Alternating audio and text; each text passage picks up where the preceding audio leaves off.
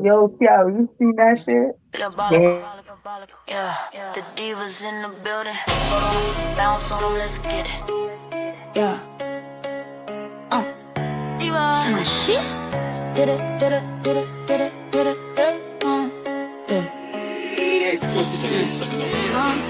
We the diabolical diva, baby, watch how we step. Watch it, step right. Whole crew too fine, too lit, too blessed, too blessed. Floating in the room, yeah, the vibes they set. Float, they set. Ain't met them yet. Name another squad, harder, we ain't met them yet. I ain't met them yet. I smooth like the skin tone, creamy with the flex. Classy, but she slide if you come in incorrect. Don't try it. Cookie so sweet, but she crumble. Who you test? Got a monster in the sheets, yeah, she eating the ballet. Like in the dark, she can go those things. Beam on the beach, she the vibe you see. Ladies with the cheese, feeling me. Body like a problem that you never finna clean. Legend in the making, and she walking like a fable. Every time she pop out, whole sitting stable. Sunday with a drip, cause she sweet, cause she tasteful. Cold on her head, a look, baby, too graceful. Did a stay, did it, yeah, she always wanna know. Big step of energy, she never gets stuck. Whole team bad, yeah, the pressure too much. If the world need a vibe, we the ones they call us. Soft when we do, savage on cue. Pretty in the face of the two, brand new. Heels on the floor and the jeans all true. To remove it, winning quite a how we do. Divas step, step, divas rep, on press, we slay. Okay.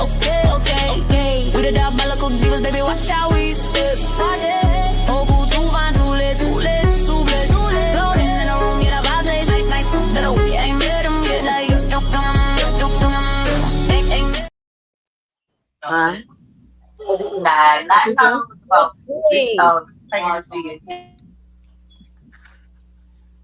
Greetings, everyone. Thank you all for tuning into another informative video here on Paradigm Shift TV 314. We have a collaboration today with Timotheus, the Average Black Men Show. Right on. Hello, Divas. Hello, shout out to Paradigm Shift, DMG, Diabolical Divas. We make it happen. I don't know who it is, but somebody has some feedback. I don't know if they have the YouTube open in their background, maybe, because I hear it twice. Okay, it's gone now. You got sent up there twice. That could be what it is. Okay, there you go. Shout out to the panel. Shout out to Paradigm Shift, everybody. Shout out to the Diabolical Divas. Let's go. Hello, everybody. It's your girl Light, and tonight we have a very interesting show. We're going to be talking about the breakdown of the Black family. Information courtesy of Timotheus. Hey everybody, it's Cookie. Shout out to the panel, shout out to the shift, shout out to us divas. Let's get this cracking.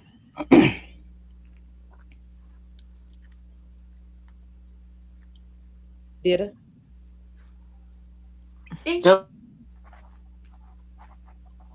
This should be a great show. I'm looking forward to it. It's going to be really, really interesting. Ben? What's up, y'all? Looking forward to all the controversy. Let's get it. Sunday? Hey, Sunday Ray, the one y'all love to hate. I'm looking forward to this one. Looking forward to see what everybody got to say about it. All right, and as you all know, I'm Ivory Scales. On with a scale on me, real heavy. And everything major. Nothing big. Okay. Yes. Oh, I wasn't trying to take over your show. You know, I'm known for taking over show. All right, so today I just want to go over the current state of where the Black family is today and kind of go over the history of it, and so we can kind of make sense of where we are today, because so many narrative has been spent and there's been an actual design put in place that has directed us to the place that we're in today. So as long as we continue to adhere to all of these stereotypes, negativity, and all of the tools that are put in place to pull us apart, then we'll never come back together. I got a couple of videos I can play, and we can react to those. Okay, you can go ahead. Okay, you gotta share my screen. Just it's at the bottom. Just pull it up. Uh,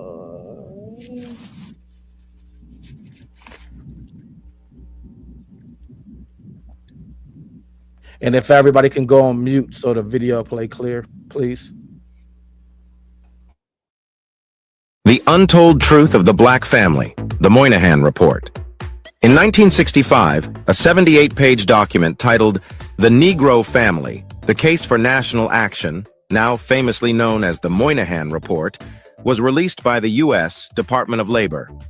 Its author, Daniel Patrick Moynihan, warned of a tangle of pathology within the black community, specifically pointing to the rise of female-headed households as a threat to progress. For decades, this report has been used to fuel a damaging narrative that black women pushed men out of the home and that black men abandoned their families. But when we look closer at the data and the historical policies of that era, an untold truth emerges. The breakdown was not a cultural choice, it was a survival strategy. What looked like abandonment was often an act of profound sacrifice, and what looked like instability was actually a series of tactical decisions made to keep children fed in a system designed to exclude their fathers. When Moynihan used the term tangle of pathology, he was describing a theory that the black family had become a self-sustaining engine of social failure. He argued that because of the history of slavery and oppression, the family structure had reached a point where it was no longer just a victim of poverty, but a creator of it. In his view, this tangle was a knot of interconnected issues. Female-headed households led to a lack of male authority, which led to school failure, which led to unemployment, and eventually a multi-generational reliance on welfare. He believed that even if the government provided jobs, this tangle was so deeply entrenched that the community could not recover without a total reconstruction of its family life from the outside. But the untold truth we are exploring today challenges that definition. We are looking at how that tangle was not an internal social failure, but an external web of laws and economic traps that left families with no other choice but to adapt in the ways they did. To understand the missing men, we must first understand the missing jobs. The Moynihan Report itself admits that the fabric of conventional social relationships has all but disintegrated for the urban poor because of economic exclusion. By the mid-1960s, the industrial engines of America, the mills and factories, were beginning to shudder. For the black man, who was often last hired and first fired, this was a death knell for the traditional provider role. The report notes that by 1960, roughly 21% of black women were living with absent husbands. But here is the nuance the narrative often misses. The report acknowledges these husbands were often absent for other reasons, besides separation or divorce. The untold truth is that many of these men did not leave their families. They left their cities.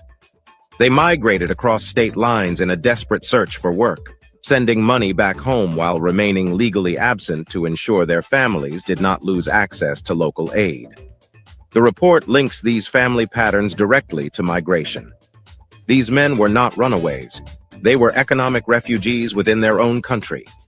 For the families where the father stayed close, a more insidious force was at work: the man in the house rule. Under the Aid to Families with Dependent Children, or AFDC, welfare benefits were strictly reserved for households without an able-bodied male present. Imagine the choice. A father, unable to find work at the closed mill, stays in the home and the entire family starves. Or, the father tells his wife to go to the welfare office alone, claim he is gone, and secure the check that keeps the children alive. Many men actively told their wives and the mothers of their children to seek assistance because they knew their presence was a financial liability. This led to a culture of hiding the father. Men lived in shadows, slipping into their own homes at night, hiding in closets during surprise midnight raids by social workers who were sent to verify that no man was present. The Moynihan Report highlights the startling increase in welfare dependency. However, it fails to emphasize that the system mandated that dependency by making the father's presence a punishable offense. The government did attempt to intervene through work training programs. The Manpower Development and Training Act of 1962 and the Job Corps were framed as the solution. For black men who already had a solid educational foundation, these programs worked. They gained the skills to enter the burgeoning technical sectors. However, for the many men who had been failed by segregated and underfunded school systems, men with little to no education, these programs were a mirage. The report's evaluations showed that many unemployed fathers lacked the sufficient background in basic education to even qualify for vocational training. It was not until late 1963 that amendments were made to include literacy and basic math. For years, a massive segment of black fathers was stuck, too uneducated for the training programs, too able-bodied for welfare, and too present for their families to receive housing. The system did not give them a path, it gave them a dead end. Perhaps the most heart-wrenching and long-term effect of these policies occurred within public housing. Even after the broader welfare man in the house rules were changed, public housing authorities maintained rigid standards for who could reside in a subsidized unit. This created a destructive cycle that persists in the memory of many communities, the 18-year-old sacrifice. If a mother was in public housing and her son reached adulthood, his presence as an unemployed adult male could put her entire family at risk of eviction. Mothers were often forced to make the agonizing decision to put their sons out of the house at 18. This was not because they did not want their sons, it was because they had younger siblings to protect. They could not risk the roof over their heads for a son the system now viewed as a squatter. This policy did not just push out husbands, it fractured the bond between mothers and their adult sons, creating a culture of early displacement that was dictated by the fine print of a housing lease, not a lack of family values. So in many cases, they hid their sons the same way they hid their husbands. The Moynihan Report concluded that the Negro family was in a state of complete breakdown. But history shows us something different. It shows us a people who were targeted by policies that used their very survival as a weapon against them. The truth is that black men did not abandon their homes. They were often forced out by a government that made their absence the only way for their children to eat. Black women did not push men away. They carried the weight of a system that penalized them for having a partner. When we tell this story, we must move past the statistics of absenteeism and look at the reality of enforced absence. The black family did not fail. It survived one of the most sophisticated social engineering experiments in American history. It is time we tell the truth about that survival and the hardships that they still face today as a people. Thank you for watching. If you would like to see more videos like this, or would like other topics to be covered, please leave a comment, like, share, and subscribe.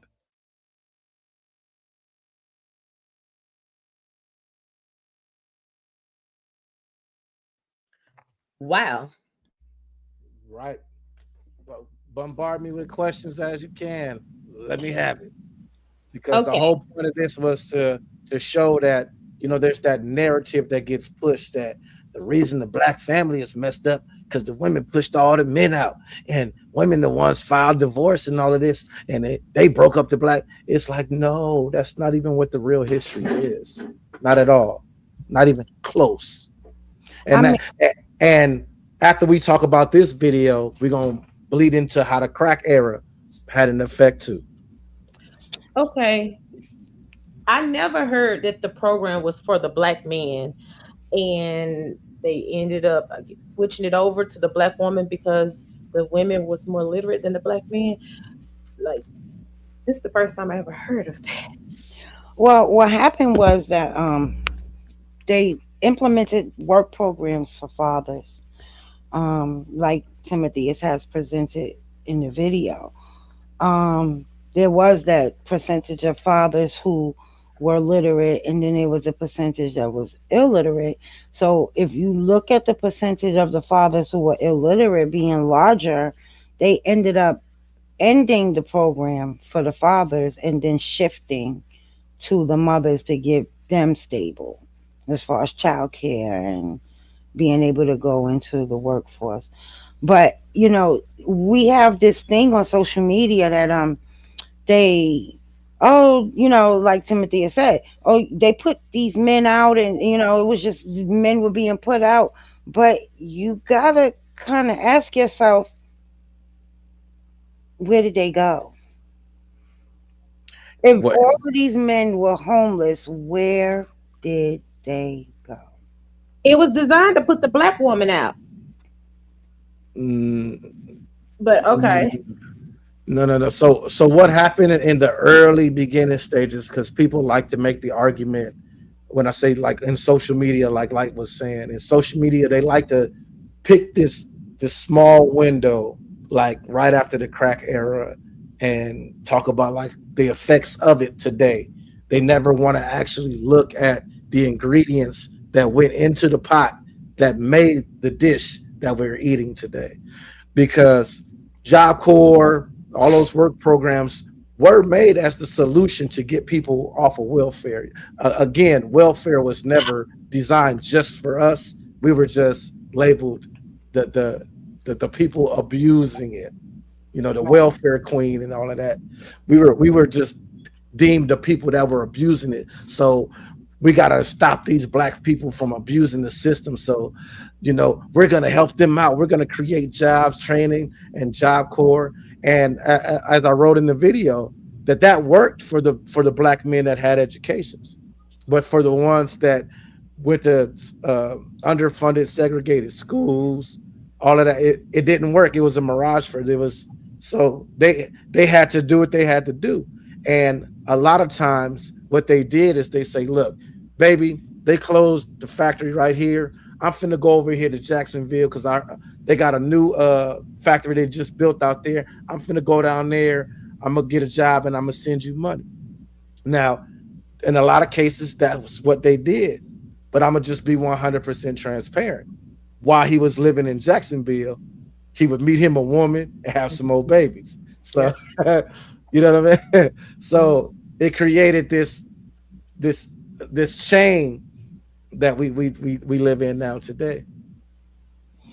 Yeah, I agree. I feel like, well, even with white families, when the welfare system was actually geared for them in the beginning, their husbands would be gone on war and different things like that.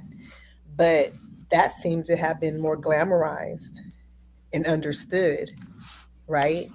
Because the husband's out there getting money for the family and stuff. So it's expected to see the white mom home by herself with the kids and all that stuff.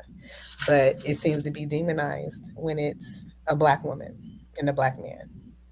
And it's the same reasons he had to leave or migrate to feed his family.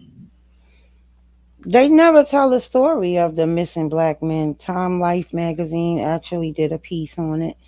Um, the men that went to Vietnam War. I mean, there's so much, and the echo chamber today is so loud, Mm-hmm. right? That men who actually have taken time to dig deeper into this, or even women, is so much of they're the majority, but it seems like the echo chamber of the negative is so loud that people can't hear people like myself and Timotheus and stuff like that, because for a long time I've been saying, listen, I still have the question of where they went when in the 1950s and 60s America thought they had all but cured homelessness. And when you look at it, the ones who were mainly homeless were white men Right. down in Skid Row, down in The reason, Bowery here in New York. So Right. it's like all of these men feel like they were put out the house. This is the the narrative. story that right, that they're telling now, Mhm. but it's not true, because again, And you saw a movie. They So like my to bring up question is, Claudine. They like to bring up Claudine, where does notion come and from? Claudine shows you that no, they weren't putting these men out the house. They were just hiding they them. was hiding them. It Right. was They was Yeah, right. hiding yeah, I just don't see women as a whole leaving good men in good relationships For for dollars and food stamps. that part. Like it just don't But make sense. it makes me question, where did these people get this notion from? Like when you hear these men in these social media areas hollering at the rooftop, "You black women, you ruin the community, you kick the man out for food." Where did Yeah. you get this from? Because as a That Well, child, the easy but that because the narrative, easiest thing to believe is that narrative because they right? really don't have an answer. And to be honest with you, the majority of them don't speak to their elders. They don't want to do they don't want to do the research. They don't want to hear any of that. That is something that for those that scream it and yell it the loudest, that's the easiest thing for them to say. right? Oh But yeah, y'all didn't No, want to see it because see, it's anything. You got to remember, it's anything to blame that black woman because they don't have the answers to what's really going on in our community or what really happened to our community. So the that's why easiest thing for them to do is blame us They as don't black take women. that's accountability for that's anything. the told them that Moynihan's story report. The to Moynihan run with. report was. I'm sorry. Who told them the story to run with is what I'm asking. It Oh, wasn't a mom. that's what I'm Can getting I ready answer? to say. So it was the Moynihan report itself that Hmm. was used to perpetuate that narrative. Gotcha. Moynihan, he called it a pathology, a mindset. Like this is how they think. This is how Hmm. they move. And in I have the report, and in the report it says what he says, but they kind of picked what they wanted out of Yeah. the report to use, because the report says that there was a large amount of women that had men out of their home, and then it says they were out of the home for more than just being put out in divorce. Some of them were displaced because of work, like basically what I'll put in the video. Like, so the Moynihan report itself was used as a weapon to fuel this welfare queen narrative.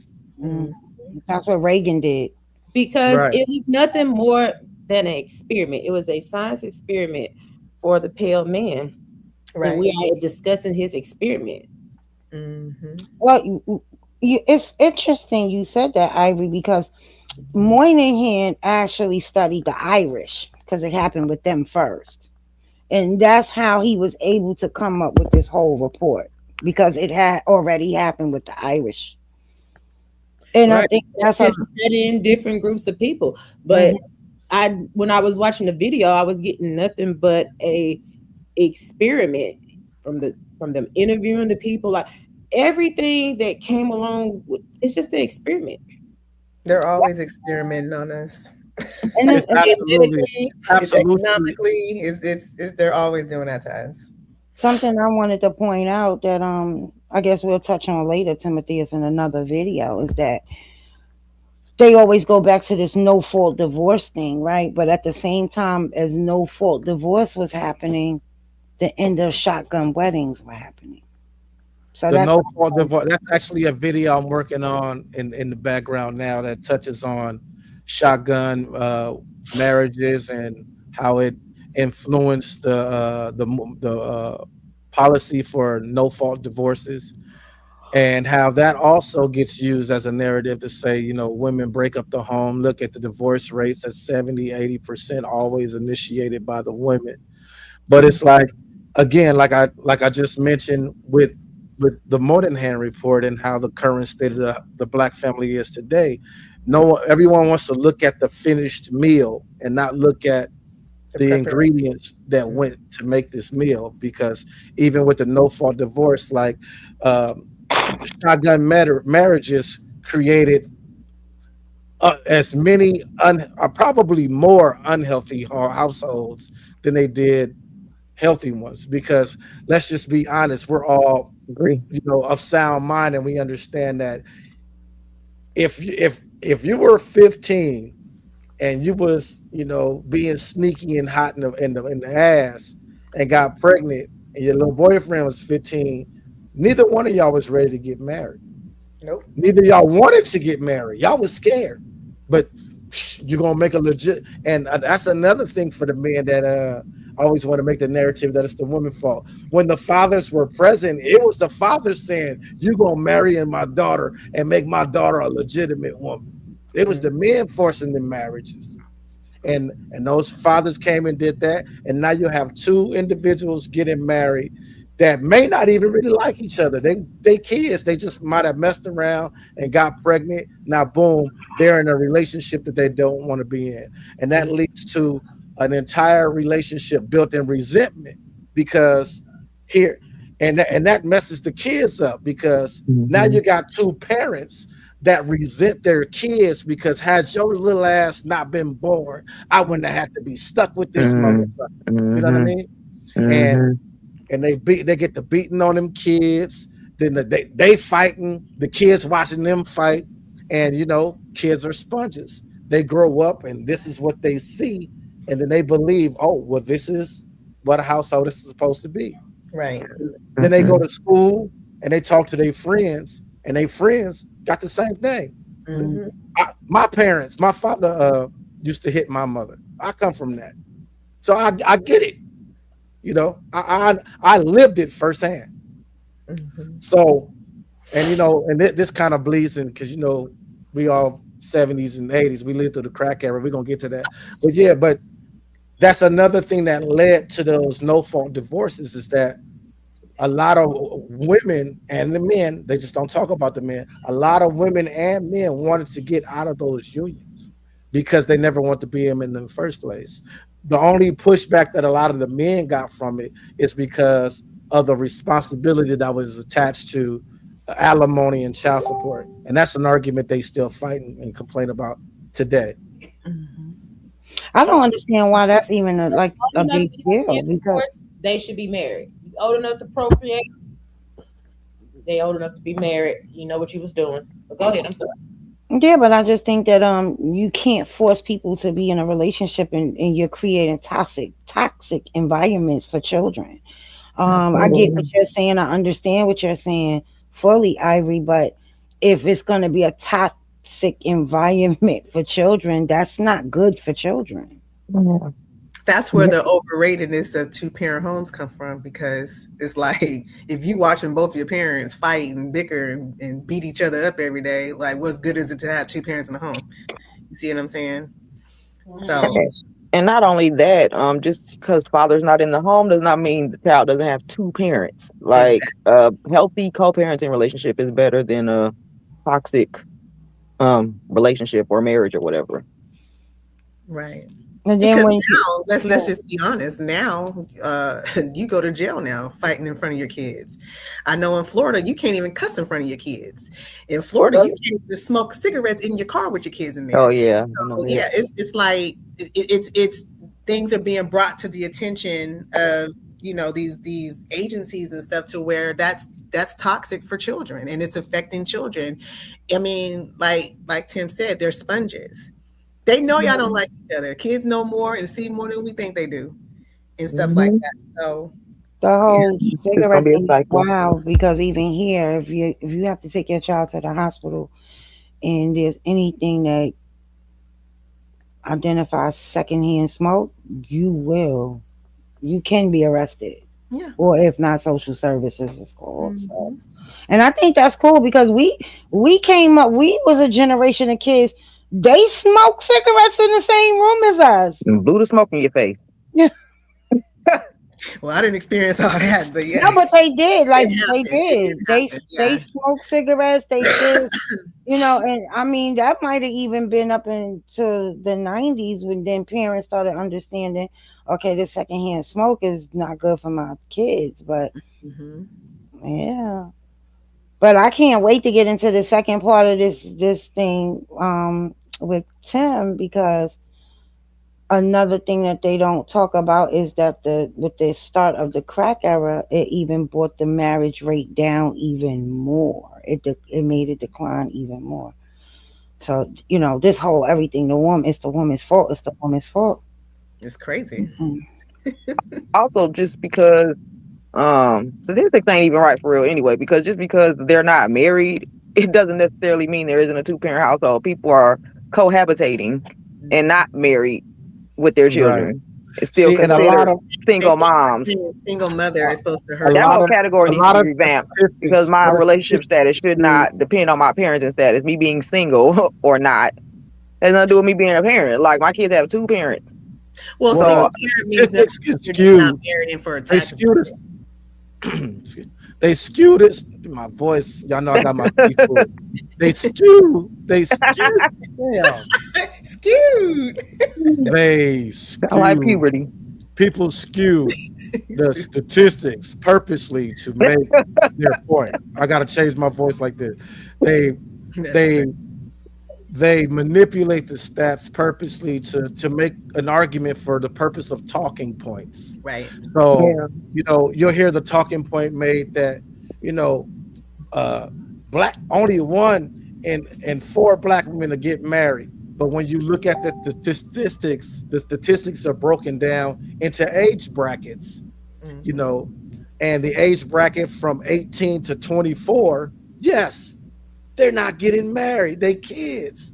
But when you look at the Mhm. age bracket from 35 to 55 plus, they get married at an 80%. You know, Mhm. so same with the what Sunday was just talking about with the involved parent.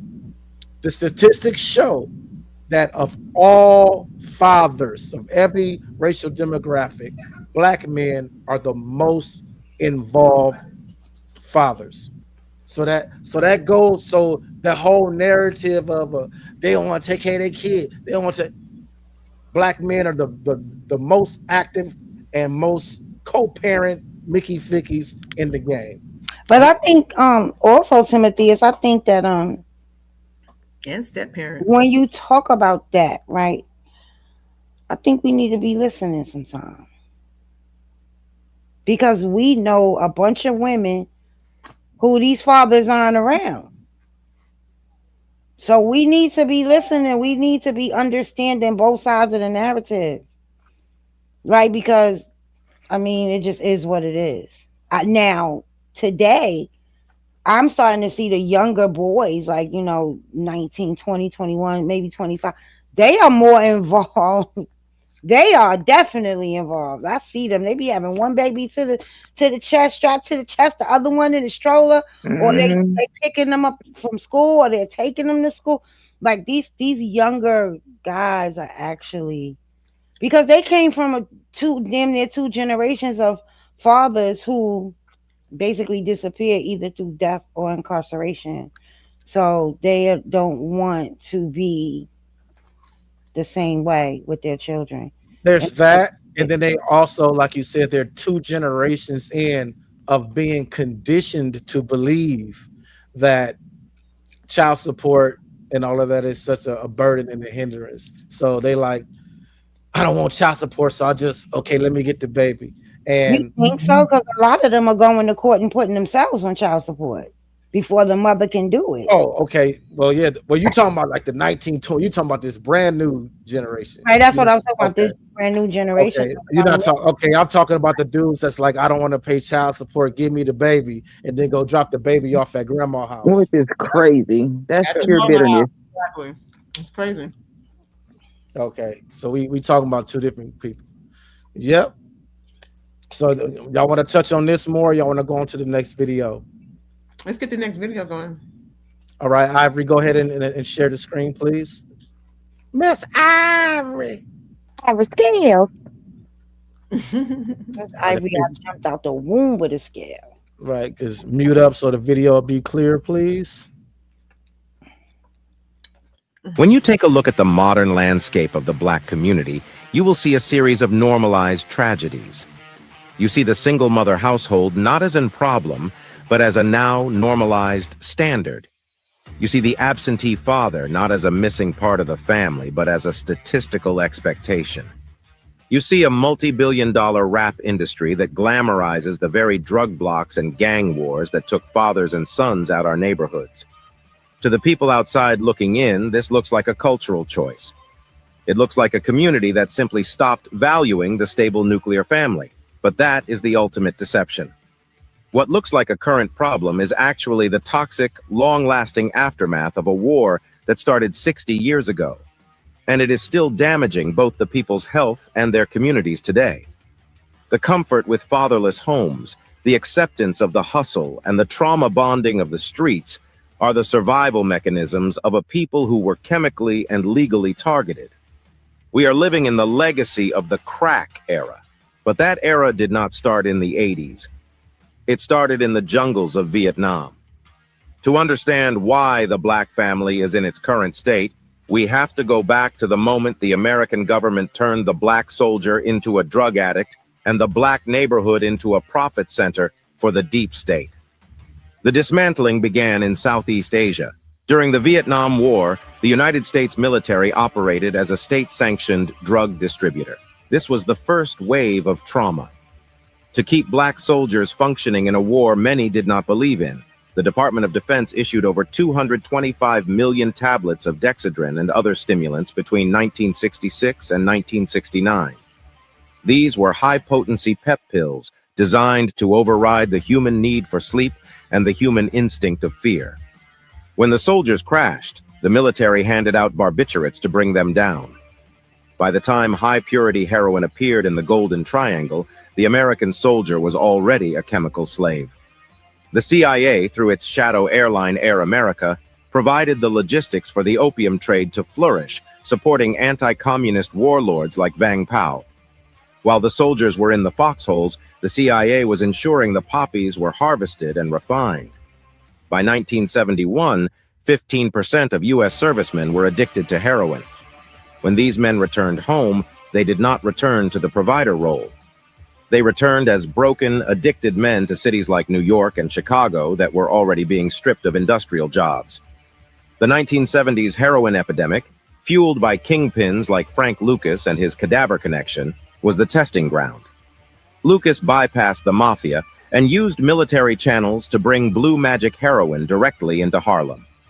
This was the era that first institutionalized the missing man. The Vietnam vet father, suffering from PTSD and a drug habit he picked up in the service, became the first generation to be pushed into the shadows. Under the Housing Authority policy, a mother could only keep her public housing only if no able-bodied male lived in the home. This forced black men to become ghosts. They lived in the basements or the shadows, slipping in at night to see their children, while social workers conducted midnight raids to ensure no man was present. The government made the father's presence a financial death sentence for the family. The 1970s heroin crisis gave the state the excuse to declare the first war on drugs, turning police departments into occupying armies. As the 1980s arrived, the heroin market was replaced by the crack explosion. This was the most concentrated assault on the black family in history.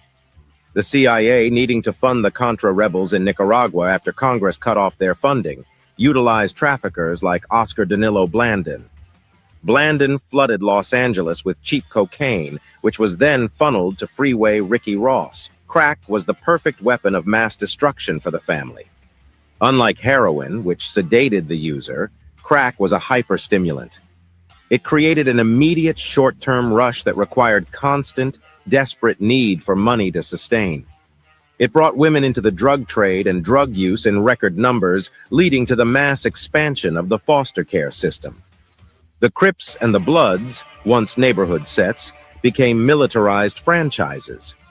They followed the interstate highways to the Midwest and the South, bringing the LA gang model to every city. The father was now either a dealer, a victim, or a prisoner. While the drugs flowed in, the politicians hammered the doors shut. In 1986, House Speaker Tip O'Neill and Senator Joe Biden pushed the Anti-Drug Abuse Act. They created the 100-to-1 sentencing disparity. If a black youth was caught with 5 grams of crack, he got 5 years. If a white professional had 500 grams of powder, he got the same. This was not a mistake. It was a filter designed to remove black men from society. In 1994, Bill Clinton signed the largest crime bill in the history of the United States at the time. It provided $10 billion for prisons and ended Pell Grants for inmates. It introduced the 3 strikes rule and truth in sentencing, which mandated that men serve 85% of their time. Parole was effectively dead. At the same time, the 1 strike and you're out housing policy meant that if a son was caught with a rock of crack, his mother and siblings were evicted. Mothers were forced to choose between their sons and their shelter. This is where the 18-year-old sacrifice became law. The current state of the black community is the result of these compounded traumas. The comfort with single-mother households is not a lack of values. It is the scar tissue of 3 generations of men being systematically removed by war, drugs, and prison.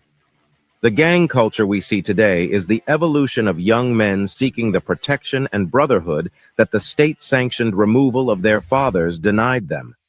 Even the music changed.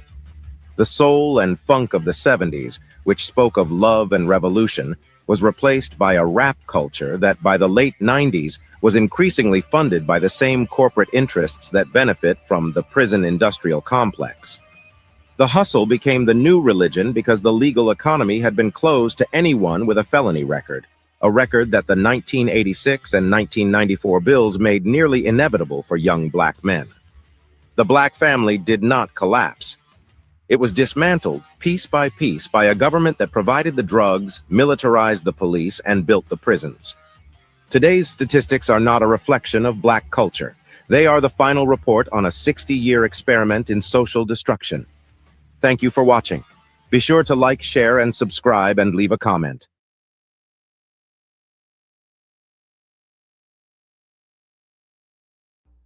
Yeah. There you have it. And here we are today, right? Here we are today. Right. Picking up So the pieces. again, right. And So can I again, just say that and what they dismantled the family, the black family, and now they're doing everything in their power to make sure that we do not unite and get back together. These the current gender war and the black men versus black women kind of situation and all the finger pointing, that's done purposely. yep. It's purposely done And so that we can start hating each other. It's all part of the larger plan. And a lot of us do not see that. yep. These Caucasians is not dumb. I'm just going to be honest with you. They're I'm doing working on exactly the things that they need to do. I'm working on 2 videos right now, Miss Paula, that break that down. One video is gonna be how the government used the conflict between black men and black women to weaken the civil rights movement. Hmm. And then I'm gonna make a video to show how the black man actually fell for the trick. They took the bait, hook, Hmm. line, and sinker. And the bait they took was wanting to model our culture after the society they claimed they were protesting against, because historically we've always had an egalitarian style household, because there for black people there never was the well, I won't say never. There were only small pockets of households where the man made enough money to have a stay-at-home wife. But in a lot of states, that was even against the law. The woman had to work. So for us, there wasn't no, he don't want me to work. He ain't letting me work. He trying to control me. That Hey, was Tim, there's some their feedback. There's some feedback. I don't know whose echo that is. let's see. That'll be mine. I turned off my YouTube. Can y'all hear me? Yeah. Okay. Testing 1 2. Okay, No, I the echo. still hear it. You still hear it? I don't hear No, it anymore. not no more. Okay. Yeah. So I forgot, where was I? Oh, talking About about us pick up where we always had to work. Yeah. So for that goes back, whether you want to believe it or adhere to this narrative or not, but that go all the way back to slavery. The black man and black women was in the field side by side. When we came out of slavery through Reconstruction, and we was being paid pennies because there wasn't no minimum wage, so we had to have both people work just to make the amount of one white woman that was underpaid. So it take 2 of us to make the same amount of money as the underpaid white woman gets made. Right. You see what I'm saying? So we've been fighting to climb that ladder even to this day. If you look at the statistics to this day, the median income for single black men and single black women is $5,000 to $10,000 less than single white men and single white women. So the whole narrative of of I don't need a man and all that the way that it gets spun, because the intent behind it, the need versus want a man thing, get spun into the narrative of, well, you don't need a man. I ain't gonna do shit for you. See, that's Right. that's the corny part. Yeah, because they never say, because I remember when that started, right? And when it started, it wasn't us saying that we didn't need a man in the way that they're trying to state we did. What we basically were saying at the time was, I don't need a man to help me financially. I don't need a man. I want a man. I'm doing what I have to do for me, and I'm handling me and mine. I don't need him, but I want him, and that's the part that they never speak about. That part has gone by the wayside. So they were able to create from just that first part. They create a narrative that we're not that we don't want men, we don't want black men, we don't want black. We That's not exactly what it was about. Right. Because at one What point we we were said based we needed men to survive. Like I said. Exactly, basically what it was what we were saying is the oppression that we had, those oppressive um the oppressive ideals that we had to deal with. We weren't able to own property. We weren't able to do this. They don't understand that what that really meant. We were really at we really had no choice but to put everything with our husbands at a time in history. And now we were saying, oh my God, I'm able to do these things for myself. So we're evolving, right? We're evolving. So the problem is a lot of men wanted to continue in that vein. They wanted to continue to be the ones in charge. They wanted to be the ones in control, and they don't know how to release that and let that go. They want us to stay back the way we were in the '60s or the end of the '60s. It's not like that anymore. Then they talk about, oh, I want a woman like my grandma. Listen, your grandmother was the way she had. Not every grandmother was like this, but quite a few of them had no choice but to be in those relationships and to be married and stay in those marriages back then. They had no choice Right. because And they were not able, they had nowhere to go. If she had 5 kids, who was going to take in a woman with 5 kids? right. And that's a narrative they still try to push on today, talking about single mothers and all of that. But uh Light and I talk about this all the time, and I'm one of the few men that actually keep it real. And to those men that be talking about, see, we need them to go back to our grandmother's day and all that. Man, grandmama wasn't innocent, just like granddaddy wasn't innocent. They was people. They were human beings. The same way, like I mentioned earlier, when I was talking about how the factories closed and the men would go, well, look, baby, go down to the county office. I'm gonna go out here to Jacksonville and try to get a job and see. I send you some money back. And while he was out in Jacksonville, he met him a woman and he had some kids. Well, guess what? While he was gone, you know what grandmama was at home doing? Busting it open. Popping that coochie, popping Right. that coochie. He Grandma was was busting it right. smooth And open. right. And he came when he finally came back from Jacksonville, he came back to kids that wasn't his. And you know what he did? You know how the cloth that granddaddy was cut from, that you not cut from? He was a stepdaddy to them kids. And he Yep. raised them kids like they was his own kid. A lot of them he gave his name. Yep. And a lot of them said, you don't call that man and ask him for nothing. These is my kids. Yep. Sure So did. that's the cloth that granddaddy was cut from, that you don't want to be cut from, but you're trying to idolize this image that you created of grandma. That grandma was, oh, she was sweet and she stayed home and cooked and cleaned and she bowed down to grandpa. Grandpa was the man of the house. You know why grandpa was the man of the house? Because he took care of them. He took care of the house Yeah. despite who was in the house, whether them kids were his or not. Because a lot of time he brought kids with him from when he from that woman ran off and left them kids on it. That's a lot of times why they came back from Jacksonville or wherever it was at. Because we were just talking about that movie Fences when Denzel came home with the baby. Look, Yeah. this baby is innocent. This baby don't know nothing about no grown folk business. Don't know nothing about no grown folk business. This is a baby that need a mama. Right.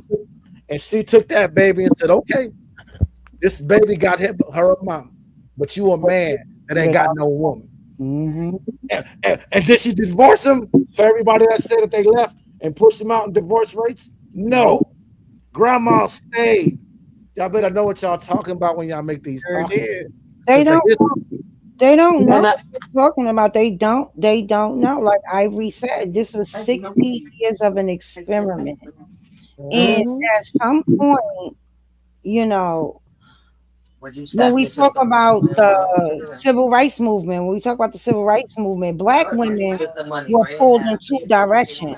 It was either you're a woman or you're black. Which one? You can't have both. You can't be a woman and you can't be black. But Right. women were fighting for their own autonomy. Women were fighting for the right to do certain things. Like a woman couldn't have a bank account or credit up until 1973. New York was the first state that allowed it. That's why lady, the hair lady, the perm lady, Madam C.J. Walker, she left from where she was and came to New York because her husband had took her whole fortune and there was nothing she could do about it. that was the whole reason she was called Madam C.J. Walker. Her name was C.J. Walker. Back then everything had to be in her husband's name. But I want to what she just talked about with the black first thing. I'm gonna pull up some quotes right here. Y'all want me to put it on the screen? Yeah. Yes. Yeah, yeah. All right, we do that. And I want to say something while you do that. Um, the young folks, the YGs and the YNs are bringing back the sister wives. So like most of our moms was sister wives and everything, Mm. and kids are like proud sister wives. It's weird. Mm. Let me They see if might I. even be I young. think they come to the I think they come to the realization Mhm. that with the rate of incarceration, Mhm. the rate of death, and the rate of homosexuality, I think they just feel like you're gonna share the man anyway.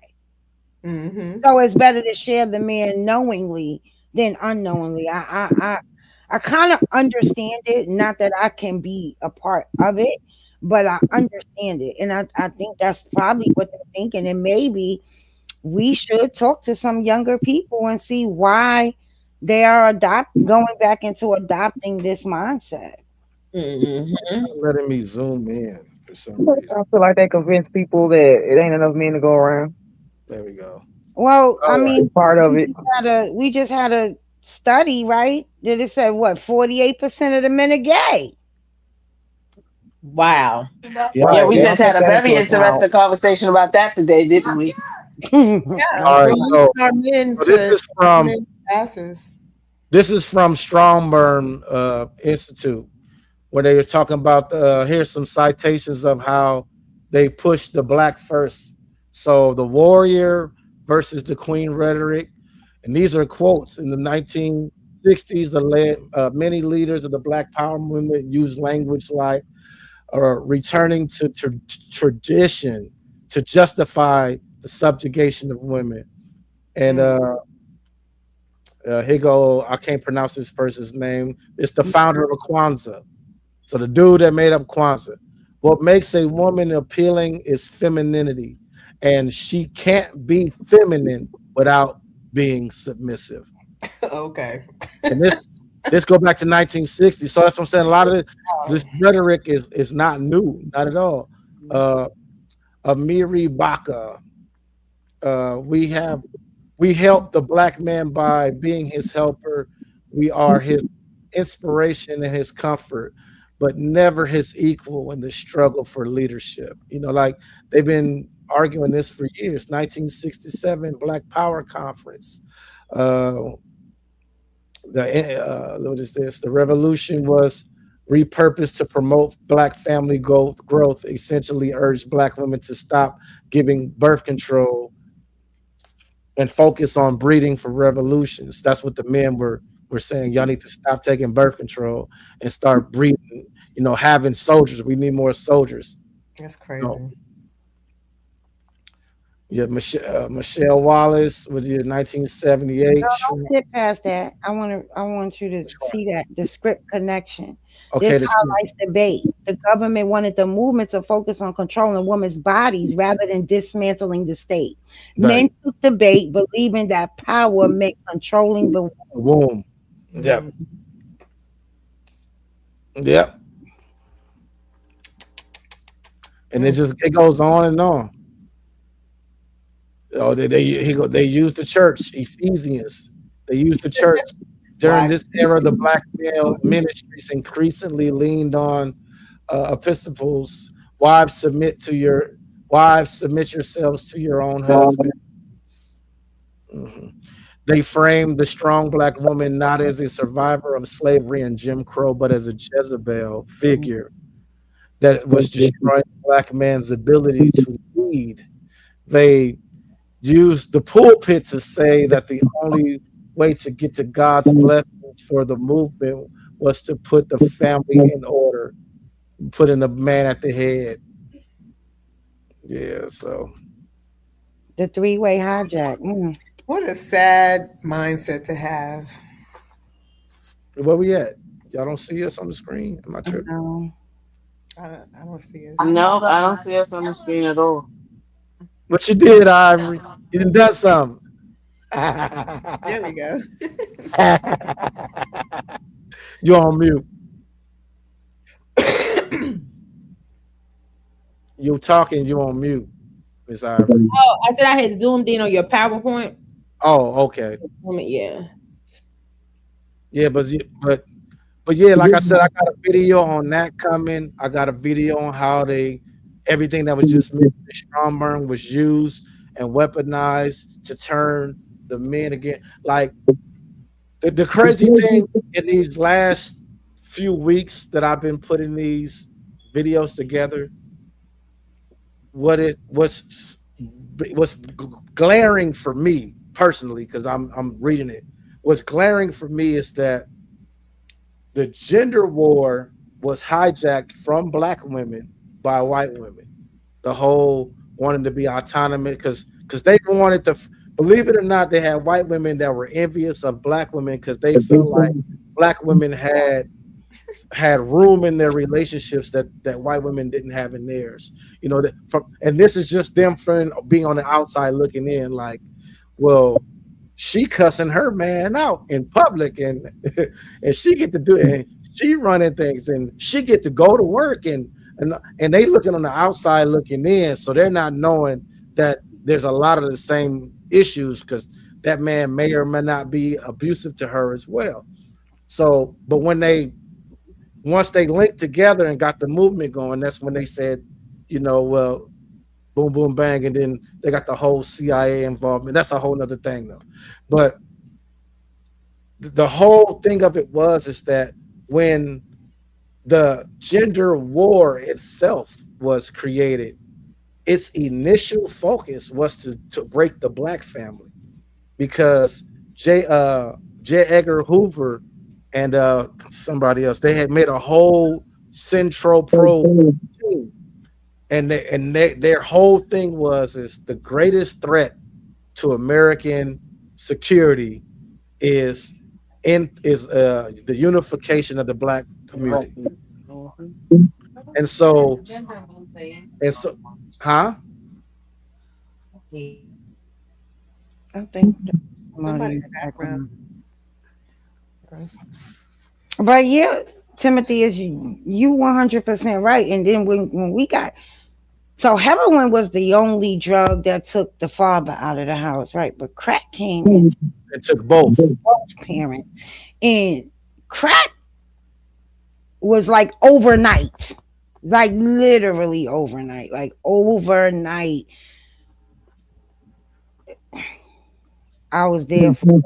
I saw it. I saw the Remember, community. crack was freebase at first. That's what it was originally from. Remember, it was freebase, and they would cook it up, and and then it started like it caught on, and it was just like it was like a match to wood, to Well, dry wood. the free It base, just exploded. the free base was something totally different. It was different than crack. The free base didn't have the same level of addiction that Right, crack. because it was a. You know what I found out later on? The difference in the two was there was a bleaching agent that was added to crack that made it crystallize, where freebase didn't have that bleaching agent. Do you know that that's one of the things that they used to convict a lot of the black men that were convicted for selling crack because of that one ingredient. Don't ask me the name of it because I don't remember. I heard this years ago, and that is why they ended up with the sentences that they had and being in jail for it because it was that one bleaching agent, and that agent was what created the addiction. It was what facilitated the use, the crack use. It because made because it, remember, it was a that's a fast high for them. Like they get it, they smoke it, and not even 10 minutes later, they out trying to get the money together to go get high again. well, that It was was the thing. because of that. They were always chasing that first high because no high Is was this like the first one. But Paula, I don't know if you guys know, the big addiction was in Colombia first. They were addicted to crack in Colombia way before we got it here in America because they were the ones who created it. Now that I didn't know. Hmm. You can look that up. Historical fact. They were addicted to crack in Colombia. They created it. Yeah. Shaking my head. So this was, listen. this is a serious operation they got on this black son. Yo, it Mhm. just because the government. Listen, the government was all in it, Of all course. in it, all in it. I mean, Okay, they See, Vietnam, had their they hands had in to open everything. it. you see, Yeah, the thing is, and it was facilitated consistently. And think about it, they dropped all this shit in our communities because I want to say something, and this is something that you would hear plenty of people say. How would we have access to the type of firepower that was needed when we had these gang wars in the street and the drug wars in the street and people and these people were killing each other? Where we get the guns from? How Well, are I we know in importing these drugs? I How know was in we able to? Compton, the How, government literally put the guns on the railroad tracks. I know that yes, because George Bush's lived in Compton at one point. So yes. that Right. That's that's not How really do talked about too much. really the black. It's no? also the How same did we thing. get? How did these drugs get into this country so easily? Because they were coming in easily What are we through talking the about? The military. Iran Contra war. Yeah, Yes, ma'am. What you Like say, Ivory? blacks have to take accountability because they put it in your community don't mean use it. And exactly. the black men try to model themselves after the white man. Cocaine is known as a white man's high, a rich white man's high. So the fact that the white man do it, the black men want to do it. And that's why they can't put it down because Well, they model It's true. themselves after the white man. well, you got to think a lot of so That's because one they aspect. sold heroin in our community, our that generation they had the money to get high on cocaine. They had it. So people be like, Hmm. "Oh, black people didn't use cocaine because they couldn't afford it." Oh, yes, they could. yeah, that was Nikki. That's what Nikki Nicky Barnes and Barr. Frank Lucas was. Frank They was Lucas, playing it. but They was Yes. yeah. They was more. selling Yes, hard. But and you also have to look at the regions because you know Because that the black man is there's never regional drugs. So each region had their own specific type of drug that they use. Because from my understanding, cocaine was a southern drug. They use that more in the Ivy, check south. your phone. mm-mm. But you know, that started Frank in New Matthews, York. Check Nikki your phone, Barnes, Ivy, please. Nikki Barnes, and Frank Lucas don't have nothing on Frank Matthews. However, you got Coke that was in the Coke. They put cocaine in Coke and sodas. Let's not Yeah, forget Coca that. Cola back in the early That's why it was called 1900s. Coke. You see Yeah, what I mean? because So I remember cocaine technically was it was actually a pharmaceutical drug that they used for dental procedures because of the numbing effects of it. They used to right, use that when they had to do dental work. And keep it then in. they created Coca-Cola, like you said, and they derived it and put it and made it so that it could be in the soda. So Well, that early had to do with 19s, like 1900s, they actually had cocaine in the what you call. They actually had cocaine in the soda, which is fucking retarded, but yeah. And it was acceptable because back then they didn't have the regulations that they have now regarding drugs. So the legalization thing was going on with marijuana. Do you know what that came from? And it's, when I tell you, you're gonna be like, "What?" It was because of hemp. The big companies back then, right, did not. They felt that the fibers that they used for paper regular paper, writing paper, paper period, they had an issue with that with the use of hemp because it was easier to get, it was easier to use, it was more sustainable. And because hemp is associated with marijuana, what they ended up doing Right. was they lobbied into the government to have hemp, i.e., marijuana, because that was the uses that they made back then between that and what you call it. And that Right. was they broke it and they were able to make marijuana illegal because of this derivative. Right. And then And they scared the shit out of everybody with movies like fucking Reefer Madness, which was the Birth insane. of a Nation. Birth of a Nation. Yes. Black Black. Did you ever? I don't know if any of y'all have ever seen Reefer Madness. I saw that movie on a humble one time. It's the craziest damn movie because you sitting there looking at them going, "What the hell was y'all smoking back then?" Because whatever y'all was smoking back then is not what we smoking now. Because this shit Yeah. literally had them going fucking. But like when I tell you bugging out, I said, y'all, I don't know what y'all was smoking because when we smoke weed and either we laugh or we want to go to sleep or we want to eat. The fuck y'all was Right. that? I'm And going. then you, These white folks was losing it. well, like Smoking Birth weed. of a Nation, with Birth of a Nation, they actually framed it, and this is how they really pushed it because in Birth of the original Birth of a Nation movie, they had they were wearing blackface, and they made it to where that when they what's the word, they created the narrative that if when black men smoke, it's what drove us insane to want to sexually assault white women and kill white women and all that unalive. It basically said all of these black men that you see standing around smoking this stuff, they're animals waiting to pounce. That type of, and like she said, it was all because of hemp, because hemp was the back then the number one way to ship anything was across the ocean, and somebody else figured out how to make rope differently than with the hemp, and they wanted to put the hemp out of business, so they made the hemp. They had to make the hemp illegal. How to make the hemp illegal? By making the marijuana illegal. I just wanted to kind of reel back to your video. Um, I would like to know what was in, because I really feel like whatever was in this crack, it made women very fertile. Because if you notice, there was a boom of babies born during that era. Just from my own community, you would see these women would be having like up to 10, 12 kids, but the family could take about five of them, but then the other ones went into the system. I just be trying to figure it out. I always think it's baking soda, something, whatever chemical agent was in that baking soda kind of played a part in the not only the addiction but also the fertility of women. I don't know.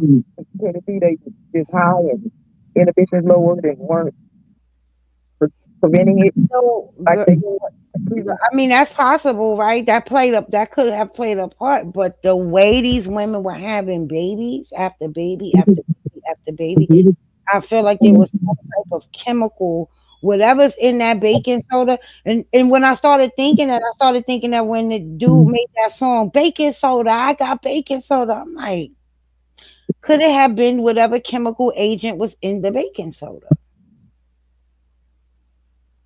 That's just my theory. I'm not asking. But I Can we think, talk about the crack babies and the crack grandbabies too while we on well, this subject? yeah, I mean, we probably could, but I was just like trying to go through Timotheus' video instead of skipping, like jumping from place to place. But yeah, we got to think about today. We got to think about how for two generations, maybe even almost three, depending on what you count as a generation, you have fathers not there, right? Whether it was death or incarceration that took How does them that out of the home. mean that it's affecting someone talking? And it took them out of the home. I don't know. Whose background is that? I don't know. But it took them out of the home, Yeah, and I'm on you had, mute. and you had 2 to 3 generations of children kind of raising themselves. So when you want to ask the question about how these girls don't know how to cook or how they don't know how to do certain things, you got to look at These kids, because the mother and the father was out of the house, they had to raise themselves. Some of them at 12 years old, 13 years old, had to be responsible for their siblings, trying to keep their siblings out of the system. There's a whole bunch of nuances that go along with this. And every time we get to this conversation about the gender war, everybody wants to skip over the crack era when it is the pivotal point of what actually what we're looking at now. People are still bouncing back right now, and they're Well, bringing it back. well, So, that's what I was saying earlier, Light, is that the deeper I've been diving these deep dives I'm doing, it it's like the whole gender war was used specifically to target us to because the government's goal was to try to stop. They thought they were going to use that to stop the civil rights movement, but but that didn't work because the Civil Rights Act still passed, the Voting Act still passed, but what was actually they did succeed at it is putting a crack in the framework of the black family, mhm. and First, over time it bled over to everybody, but just I'm not in other people universe in these spaces. So just for me being a black man looking at the black community, I think it's most evident in our community because it was design design. So I'm sorry, I got the hiccups. Side effecting my medication gives me the hiccups. The design was targeted directly at us, which is why you see this, excuse me, this manosphere and all of that mostly in our community.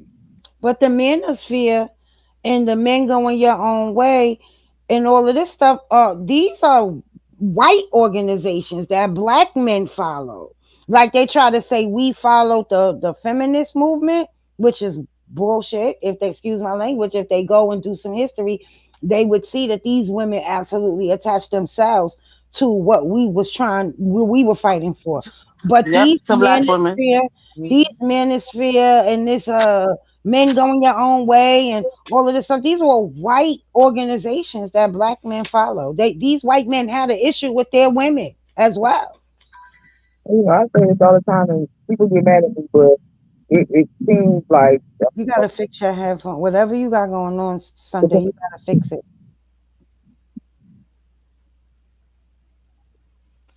You gotta say whatever you said again because your sound was crazy Sunday. my sound crazy. No, no. Repeat what you said. We can hear you now. Background. Okay. I said that a lot of people get mad at me when I say this, but it seems like a lot of black men treat black women the way white supremacy treats them. Yeah, I can see that. That's on our next. Absolutely, absolutely. And they use a lot of white men talking points when it comes to dealing with black women also. Mm-hmm. Very much so. Very much That's so. And one of my issues too, when it comes to, well, I think we discussed the wage gap, but this all ties in. Black men will sit there and be like, "Oh, you are the lowest paid people in the world." The wage disparity between black men and black women is only about $4,000 a year. But they feel like a lot of them, not all of them, a lot of them feel like they are above us because of that. And I'm like, but you're comparing yourself to a woman. This whole gender war thing, like we have to stop. But now a lot of men are feeling like they're getting back. So they don't want to stop. They're doing the get back because whatever may have happened with them when they were younger, they're carrying that shit forward. And we really like in our community, we need a lot of therapy. We need a lot of communication. We need to really, really get real with ourselves with what's going on in this community. Otherwise, there will be no black family. There will be no black community. It's going to get worse That's the at plan. this point. I know, but the thing is, we're falling for it, Tim. You understand? We're Right. falling. We're sitting there falling for it and letting it happen. Meanwhile, on the other side, you have women, not all women, quite a bit of women that are like, you know what? At this point, I'm tired. Like we're tired, fed up because it's so much that y'all are putting on our shoulders, and then you're turning around and acting like, nah, like yeah, okay, whatever. Y'all ain't shit. You You wasn't see, they shit. This, succeeded. and They it's succeeded in really that. disappointing. I just yeah, it's we gotta examine these things, right? Because we just gotta examine these things. We gotta look at it for real and not look at it from a feel good point of view.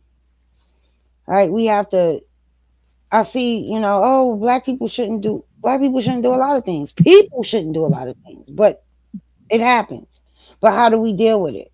How do we deal with this opioid crisis? Because every time that our government goes and infiltrates a country, it's always some type of drug behind it. Now they went to Afghanistan. Now we got the opioid crisis.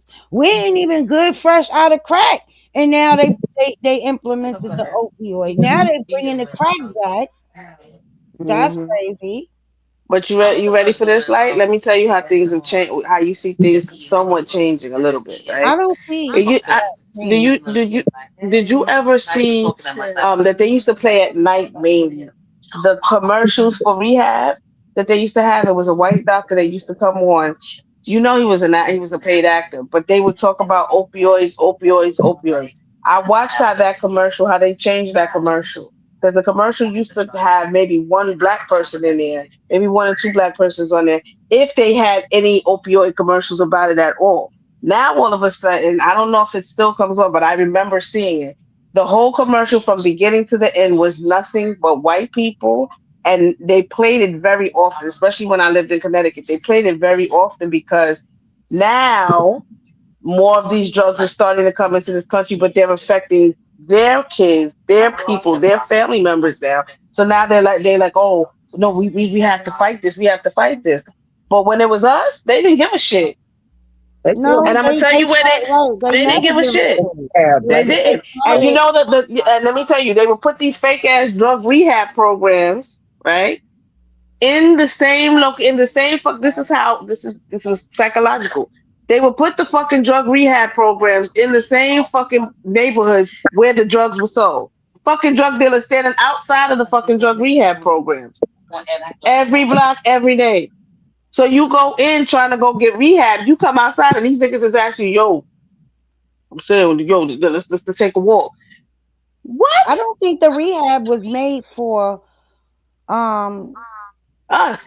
for no, just period. I don't think rehab is good for addiction because It's not. I'm gonna tell you what really works for addiction. Them NA rooms work because these people are there to hold you accountable. Yeah. But Because these other things that one thing that I did learn is that until you as a person get sick and tired of being sick and tired, yep. nobody or nothing will stop you from using. And I'm It's gonna your rock bottom. And guess what else? When they finally do get sick and tired, and they go, because this is what happens with a lot of them, and this is why their relapse happens also. They swear up and down, they go through everything, they get clean, they can be clean for years. And there's that little shit in the back of their mind that will always tell them, you could do another run. You could take another run at this. For some, that ends up being their death. Some of them will do it and they come back out of it. Some of them teeter-totter in the middle. I have an aunt that went into rehab for crack. He was a crackhead. Do you want to know what her treatment was in rehab? This was her fucking acupuncture. That works. It didn't. It didn't do a damn thing for her, and she was scared. The worst part was she was scared of needles, It but works. it didn't do anything for her. Didn't stop it. It didn't. It was not effective. What was Because effective was she went away, and then when she came back, she started working NA. NA was what helped her. that's what I said, and they works. But Yeah, it's NA like worked her. you with NA and you're doing things along the line like acupuncture and stuff like that, that absolutely helps. But again, it's up to a person. It is up to them for them to say, I'm tired. I'm tired of being dirty. I'm tired of having to Hmm. beg for money. I'm tired of not eating. I'm tired of stealing from my family. I'm tired. You know how many people like just lost their whole family wealth where somebody's great grandmother's ring that's worth whatever is sitting in somebody's grandmother's or mother's jewelry box for $5. Like Mhm. that crack era was a lot, and a lot of people don't get it. They don't understand it. Maybe they didn't see the effects of it. Maybe they didn't watch it when it hit overnight. I'm gonna tell anybody who's watching this, if you want to know about crack, watch Crack. The greatest story that needs to be told. It was a thing on Netflix that really, really, really, really, really, like, it was bad. I don't know. It was so bad here in New York. It was so bad. And y'all It want to know was. why us women from New York are hard and we are the way we are because we had to survive that era. And if you could survive that Hmm. era, you could survive any era. Hmm. It was Yeah, really. It was no joke up in here. It was no joke in New York. Yo. I think New York and Cali can give you the best stories until Yeah. it started going into other states. But New York Hmm. and Cali, they were the first two that were really hit with it. Yeah, Cali transported the crack like the in the video. It talked about Ricky Ross, Freeway Ricky Ross. Freeway Ricky Ross. Yeah, he transported it. He made it nationwide.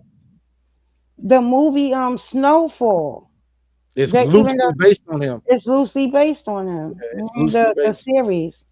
Yeah, Yeah. But I'm telling you, it's like, and people be like, "Oh, you can't keep using that as an excuse." To me, it's not an excuse.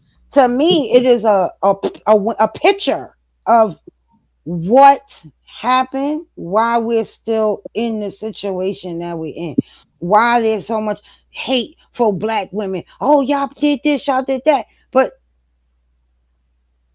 these women had to carry this community on their back after the crack era, during the Actually, crack we've era. been yes, we've been Black carrying it women for a had very to long time. like, carry it on their back, and y'all and men are up here talking about, well, yeah, why are your kids and blah blah blah blah blah. Because guess what? Timotheus has shown you that we never had the luxury of staying home. We always had to work, right? Now we got these children. This man is in prison under maybe the Rockefeller drug law or whatever, things that happen first. Now you don't really have the village no more because now the village is cracked out. right. And The I was gonna whole say, village is cracked out. you can't forget that the crack era has a big Somebody part. got to go on mute. If somebody else got to go on mute, I don't know who it is, but the crack era ab- absolutely has a big stake in the destruction of the big mama. Yep. By 1992, Big Mama was all but gone because Right, she done raised her kids, her grandkids, her great grandkids. She's taking the kids out of the foster care system. She was right, beat down. And the village, right? right. The village. Because Like when yeah, you, yeah, man. in I the thought, '80s, a lot of us know people that was raised by their grandmamas because both their parents were affected by crack, whether they were crackheads or crack dealers. right, right. It's sometimes both. Right, at the same time. Yeah. And then when they started putting the guns in the community, that just made it even worse. Because now you got turf wars. You got all these things going on. And then like around 95, 96, they did what I learned later on was the Felix Mitchell effect, right? Cut the head off thinking it'd kill all of the crime and all of the stuff around it, but they didn't realize that it was the heads of these organizations that was keeping the crime down. Yo. Right, because you cut the head off, and now all the little YGs want to be the man, and they don't know the structure, so they going out killing and shooting, trying to be. I'm gonna be that guy. You gonna respect my authority, but they didn't know there was a method to it, rules, an organization. There was a plan. It was a code of Etiquette. conduct. Etiquette. Right, right. So let's bring forward all back. Like, let me play this other video real quick. Ivor, if you could pull it up on the screen, because I want to, excuse me, I want to kind of go out on a positive get down. If you could share my screen, please, Miss Ivory.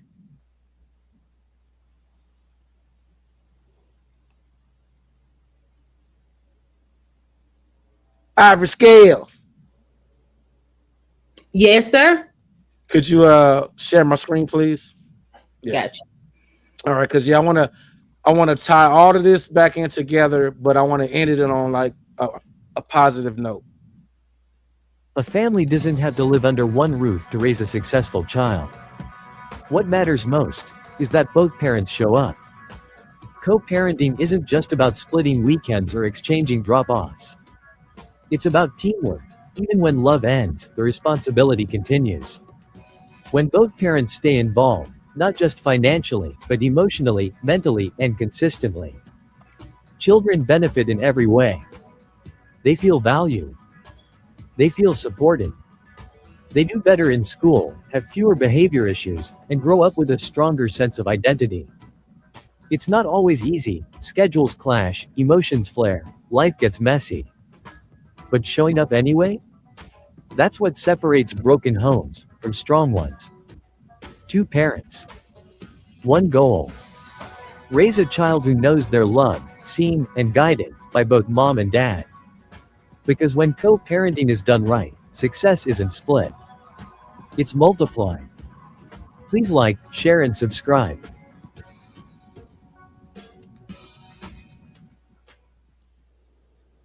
I agree. I agree. Yeah, we was drinking too and smoking. Nah. No, it's baby showers. This. It's all about participation, and we still have a ways to go with a lot of things with us. But I want to just say something else too. One of the things, and this is still a positive thing, but what people have to realize is we are still finding our way. We are over 400 years away from slavery, but we are still having to adjust in this country. The things that we've been through, the things we've been put through, we're still trying to fight to get ourselves together. We have to, it's not so much patience, but we have to work together. We have to still keep that unity. If we don't do that, and if we don't keep recognize that and work on bettering that, it's never gonna happen. Like we're just gonna be, No. this community is doomed if I we just don't. want to correct one thing you said, Yes, because we're not 400 years from slavery. We're it's over. we're 180 years out of slavery. Slavery was only like 180 years ago. That's it. So Oh, we like my if the records are correct, I am the third generation to be born free since slavery ended in 1865. Somebody's background is carried. Somebody's background is loud. Right, because my father was born in 1937. His mother was born in 1909. And if the records are correct, her father was born in like 1840 something. Oh, So, wow. right. So that would make me from him to me would be three generations born free since the ending of slavery. And So it kind of it's depends it's on. not it's not as far back as we think it is, which is why we're still having all of these race arguments and all of this stuff now. And they have legal they still making laws. We're still going to court now to undo laws so we can wear our hair natural. Stupid, silly stuff like that that shouldn't even be a big deal. But we're so close to it that we're still fighting for those basic, would almost seem trivial freedoms. Like, because Jim Crow was what, 60, 70 years ago, 80, something like that. We ain't been out of that long. And then yeah, segregation and integration. You're right. you Mhm. know crazy? What's so interesting about Jim Crow and Timothy is I don't know if you know about this, but during Jim Crow, when they were doing the march on Washington, you had black men out there with their picket signs talking about let us marry our Married the white white women. women. Yep. Want to marry the white women. Yep. Absolutely. Disgraceful. And but that goes back to the model, like we were saying before, like what they did by fracturing the black household, meaning they fractured the relationship between the black man and the black woman. It created this divide that they have effectively made a condition to where black people don't even want to get back together. We can say it out loud and we can make videos like we're doing today.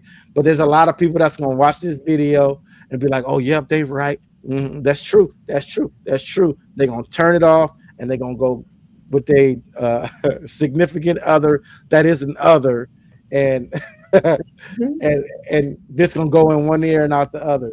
And it's like, and we've presented the facts. Like everything presented is written, documented record. You can go look all of this up, and it's all there. The Centel Pro operation that they used to infiltrate the Black Panthers, the US organization. They weaponized the feminist movement to and the black men fell for a hook, line, and sinker. Black men felt threatened by the feminist movement because they felt like what little bit of control they thought they had was in their own household was being threatened. But not even the reason they fell for it is because they didn't even realize that they had always been in an egalitarian household from the beginning, because black men and black women always had to work and put their pennies together just to eat.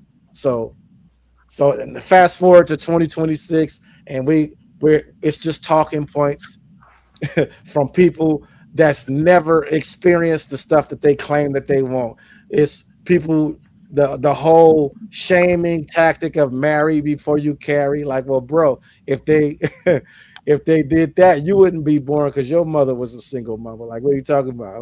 Right. Like I think what Paula, this is where I want to bring back your topic of the crack baby, right? Because I think a lot of these people on the internet are either special education grew up or they are the direct product of the mothers that were smoking crack and the fathers. Okay, so I feel like, well, my take on it is this: the a lot of the people that we're dealing with nowadays are generational. So it's the babies of the crack babies. And what the way that I look at it, is what my take on it is that the issues that were created by crack in the crack babies, the addiction part, the mental illness part, the behavioral issues, all of that are things that have been passed down as a result of what they suffered. They're passing it down generationally, because some of these kids, like you don't even know where this stuff comes from with them. But Paula, They're some of them are angry. They're still crack destructive. babies because if you think That's about what it, I'm. if you from like 28 to like 40, Hmm.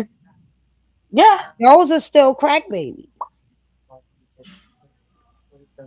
true. Because it was in the 80s. Because if you was born in 85, you're like 40 right now, right? But if you was born in Hmm. 97, you're about to be 29. And they were big, it was still crack. Still was there. Like, was still a determining factor. Yeah, very true. Very true. I I'm didn't gonna even be think of it like and that. I I was thought of gang it more banging. generationally. I was still gang banging it in the 90s, and I was selling crack in the 90s. So absolutely, they got children that were born in the 90s that were crack babies. How But dare you? hey, I can admit I was part of the problem, which is why I can speak about these things firsthand. But the overall messages that I was trying to bring in this whole presentation and bring to light is that we all, well, I ain't gonna say we, a lot of men, because men make this whole, we the man, we got to stand up and be men and hold women accountable. Well, guess what? Okay, we can hold women accountable, absolutely. But just one thing, while you're holding women accountable, do not forget to hold men accountable Mm-hmm. because because oh what happened? You was on mute for real I, quick. no, I didn't touch nothing. That was the somebody trying to God, silence me. Nah. gods. But no, because the thing about it is that we, everybody's to blame. Anybody that just wants to put the aim and the onus and the blame on one side is absolutely being disingenuous. The Mm-hmm. only way we gonna heal as this community is that everybody got to come together and say, "I was wrong. I, being men were wrong in this sense, and women were wrong in that sense." We need to sit down and have this conversation and accept each other's grievances, Mm-hmm. and until that happens, we're never going to grow. Jagger Hoover and his plan to keep the black family destroyed is going to continue as long as we can't sit down, express each other's grievances, accept each other's grievances, and move on. So the same way, like the bear and the tree shit, this and the excuse me, the same way women can say, "Hey, the reason why this argument came and we said the man over the bear is because historically men have done this to us." Mm-hmm. Men should have said, "Okay, I understand. I'm sorry this happened to you. Let's try to fix it."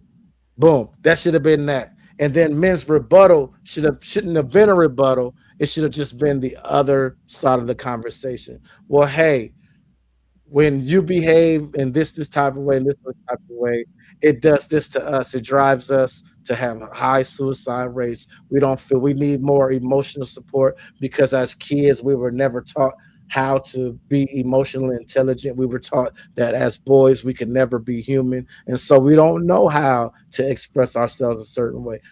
Be patient with us, and that should have been received in a positive way. But J. Edgar Hoover and the government's plan is so in deep effect that that's not what happened.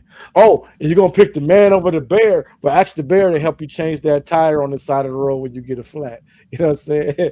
And on the flip side, y'all want to be women. Y'all want to be coddled. Y'all want somebody to rub your back and say it's gonna. Y'all where the men at? That is absolutely the fruit of the plan to keep us divided. That I agree.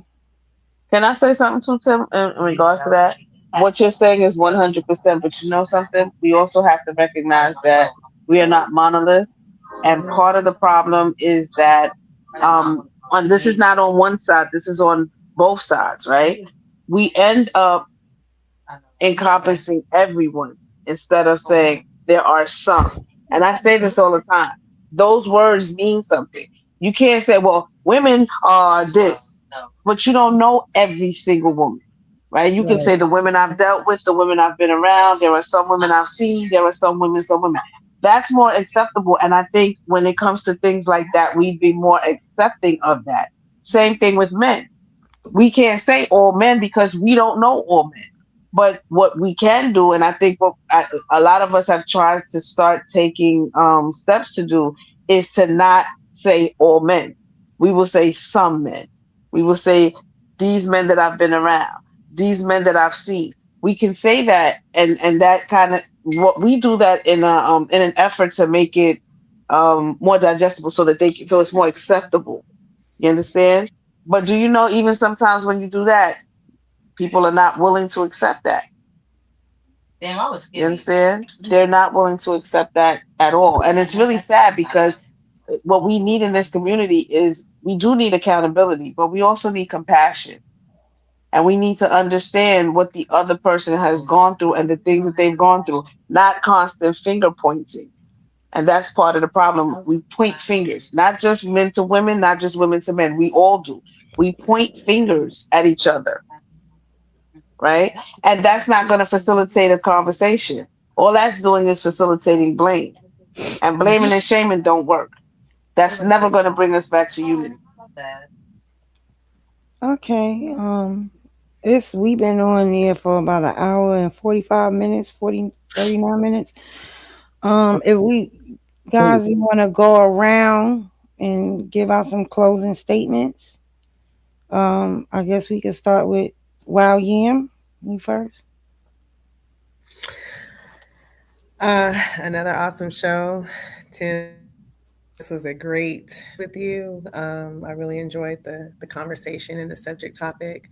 Um, this kind of opened my eyes watching those videos to some things that I didn't know about. I knew some of it, but this really put more perspective on it by watching those things.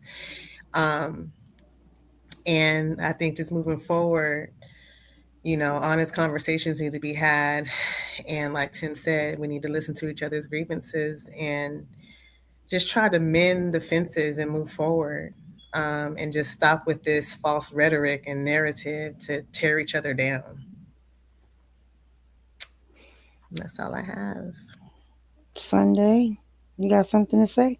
Yeah, this is a good topic. I think we're definitely going to have to spin the block. There's so much stuff to touch on and talk about. Ain't enough time, but yeah, I enjoyed it. We're going to have to revisit. Girl, we got more. And one thing I want to say before we move on to the Timothy is I really appreciate the fact that when I was telling you certain things, you didn't come from the aspect of she's a woman, she don't know what she's talking about. And I really, really, I'm glad that you listened to some of the things that I was tried to told you. Did you next? Tim, this was a great presentation. I love this conversation. I think we need to continue to have more of these conversations because it maybe that'll start facilitating some understanding between us and within our community. Maybe this will be something that'll help. So I really enjoyed this topic. And I hope we can continue this again. You did a great job, and I enjoy watching your videos. That second video was awesome. Yep. Sister Ivory. Yeah, great show, everyone. Um, of course, I don't have anything nice to say about the blacks, so I'm not going to say anything at all. Um, Blacks. Oh Yeah, my God. Ivory hates the blacks. I throw it out there. Who hate the That blacks? is funny. Hey, I can this dig it. I can dig it, Ivory. this. Oh, you're not done yet. I'm sorry. I'm done. I'm finished. Okay, share my screen because this conversation reminded me about something, and I think that this conversation kind of can bleed into this other little thing that's going on. So let me just play this here. Oh, and where the sound at? Sound. Oh, this Where is are going you? to be interesting. Where is the sound? Why is there no sound? Why is there no sound? Shit. Do the research on it. Okay. Look it up. I want to debate you. And I Wow. want to debate you on, and I don't debate, but I want to I want to debate you on the welfare system. Uh-oh. I want to debate you on the crack era. Anything you want to add to that after that, we can do it. Let DMG set it up. And I don't debate, but I want to debate you on that. Shit. Oh, No, Do the research on it. Okay. Look it up. And we still waiting on that debate. We still Well, waiting. chat 10K. I didn't forget about you. Get this with conversation DMG. that we had, this That's conversation right. we had With right now. DMG so that we can get this conversation since you don't want to debate me. He We was in can the get this comments earlier. You know conversation. what's going on. We can get this Shots conversation. fired. Shots fired. and Cap, if you scared, bring Jenna Johanna because it's Smoke City over here. If you scared, go to church. When you dealing with like the info warrior, not the diabolical diva. Right. When she Boom! This conversation that we had right here today goes right with what you guys were talking about during that exchange, and it is what it is. Be what it, make it do what it do, baby. Do what it do. And I want to say one more thing, guys. We are going to spin the block on these topics. the brother is putting together some more videos from some stuff that we talked about. Right. Be sure to check me out on the Average Black Man Show if you want to see any of those videos or whatever. Go check me out, like and subscribe over on the Average Black Man Shizzo. And Thanks, I everyone. We had a great day. It's the Average Black Man Show. So Ivory, you could take us up out of here. Good night. Diabolical. Yeah, the divas in the building. Hold on, bounce on them, let's get it. Yeah. Diva. Shit. Did it.